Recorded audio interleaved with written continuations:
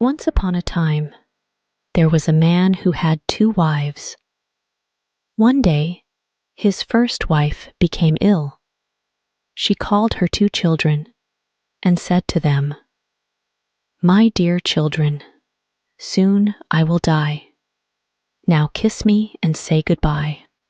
Her children were very sad.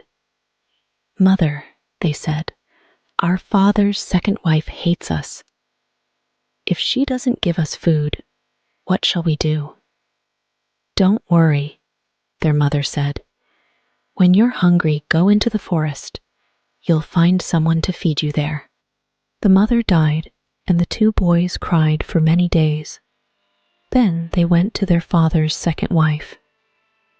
"Please," they said, "we're hungry. Let us eat with you." "What?" said their stepmother. "You want me to give you food? I don't have enough for my children. Go away. I haven't got anything for you." The younger brother began to cry. "I'm hungry," he said to his older brother. "I want something to eat." His older brother took his hand. "Don't worry," he said. "Remember what our mother said. We'll go into the forest and find someone to feed us there." So the 2 children went into the forest, and there they found a cow. The cow was very kind to them. Every day she gave them food to eat. The children were happy. They were never hungry now. The children of the second wife could not understand it. "Who feeds you?" they asked their brothers. "Why are you never hungry, and why do you go to the forest every day?" One morning, the oldest girl said, "I'm coming with you to the forest today. I want to know where you find your food." Her 2 stepbrothers tried to stop her. "No, don't come," they said. "You'll be tired and hungry. We don't do anything in the forest. We have no mother to give us food, so we just walk all day until we're tired." But their sister asked them again and again. So at last they agreed to take her. They walked about in the forest all day until they came to the home of the cow. The older boy didn't want to tell his stepsister about the cow. He wanted to keep the secret, but his little brother was very hungry, and he said, "Please, I'll die if I don't have some food. Call the cow and let's eat." So they called the cow, and she came and gave food to the brothers, and they ate it. When they got home, the children's stepsister said to her mother, "I know my brother's secret. There's a cow in the forest who gives them food every day." The next day, the woman went to her husband. "Husband," she said, "you know that I'm pregnant, and our new baby will soon be born. I need to eat very good food. If I don't eat well, the baby won't be strong.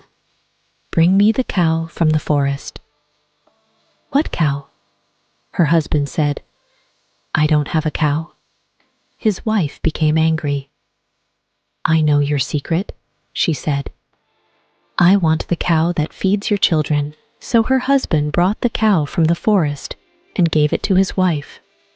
"Kill it," she said. "I must eat its meat to make my baby strong." Her husband tried to argue with her, but she didn't listen to him.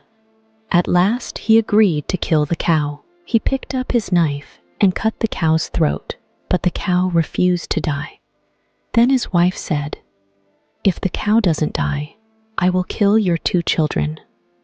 When the children heard this, they said, "Let the cow die," and she died. The woman tried to skin the cow, but the skin refused to come off the meat. "If this skin doesn't come off the dead cow," the woman said, "I will kill the children." When the children heard this, they said, "Let the skin come off," and the skin came off the dead cow. The woman put the meat into the pot and tried to cook it, but the meat refused to cook. "If the meat doesn't cook, I will kill the children," said the woman. When the children heard this, they said, "Let the meat cook," and the meat began to cook. When the meat was cooked, the woman tried to take the pot off the fire, but the pot didn't move. "If the pot doesn't come off the fire, I will kill the children," said the woman. When the children heard this, they said, "Let the pot come off the fire," and it came off the fire. Then the woman took the meat out of the pot and ate it. The two brothers were worried now. "Our stepmother has killed our cow, and now she wants to kill us," they said. "We must run away." So they ran away into the forest. There they lost each other. One brother went one way, the other went another way. Years passed and the brothers grew up. The younger brother went away, but the older brother stayed near the forest. One day, as the older brother was walking near a village, he saw a girl, and he fell in love with her. She was the daughter of the chief. The chief had many daughters, but this one was the most beautiful of them all. The young man began to meet the girl secretly, and she fell in love with him too. Now, there was a war between the villages at that time. Every night when it was dark, enemies came to fight against the village where the chief and his daughter lived. So, every night, the young man came to fight for the chief. One day, the chief said to his men, "Who is the stranger who comes every night and fights beside me? I want to meet him." "Ask your daughters," his men said. "They will know." So the chief told everyone to come to a meeting when they were all together. He called his and said to them, "Bring your husbands and your lovers here, so that I can see them all." So all the chief's daughters came with their husbands and their lovers, but the young man from the forest, who loved the chief's most beautiful daughter, had smallpox, and he was very ill. He sat far away from the others and did not look up at the chief. The chief's beautiful daughter ran up to him and took his hand. "What are you doing?" said the chief. "Come away from that man. He has smallpox." "But father," said the girl, "this is the man who fights beside you every night. He is brave and strong. I love him, and I want to marry him." The chief was angry when he heard this. He didn't want his daughter to marry a man with smallpox. He began to shout at her. Then he stopped. Everyone was looking at him. "What's the matter?" asked the chief. "Why are you all looking at me?" "You're your head, sir," the people said. "Look, it's growing. It's getting bigger and bigger." The chief put his hands up to his head. It was true. His head was growing bigger and bigger.